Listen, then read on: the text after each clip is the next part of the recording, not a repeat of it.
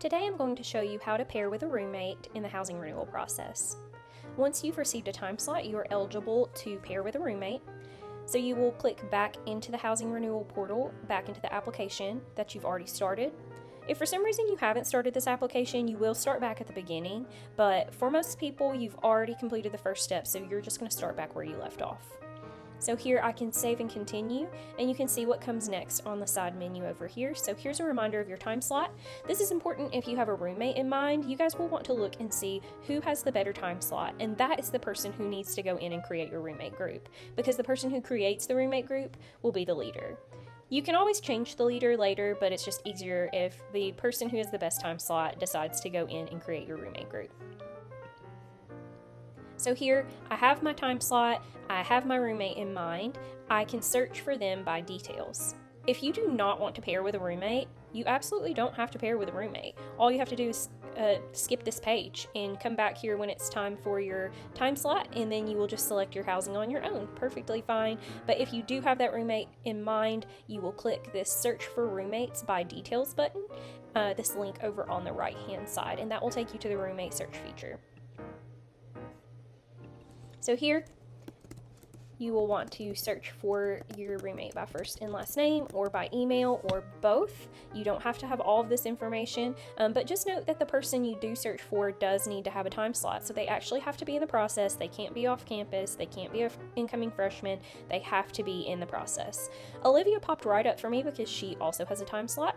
So I'm going to add her to my group. I can also send her a message if I want to, but I know Olivia wants to be my roommate. We're a mutual pair. I'm going to add her to my group.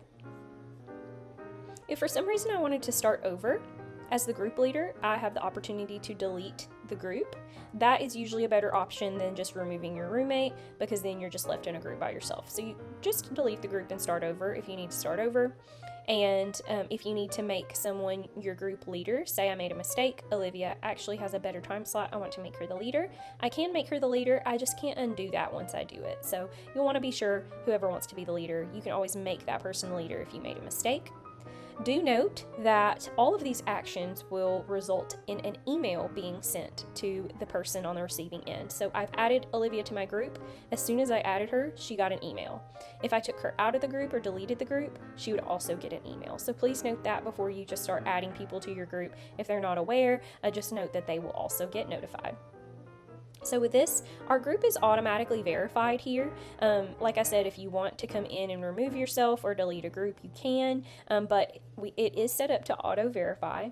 And with that, you will just come back in at your time slot. So for me, my time slot, it's in the past for demonstration purposes, but since my time slot was active, I could go ahead and go and select my space. When I go in and I select my space, I will also be forced to assign Olivia. If I don't assign Olivia, I will not be able to move forward. So if for some reason I need to remove Olivia so that I can just assign myself, I would just need to go back into this page and delete the group and move forward, where I will only assign myself.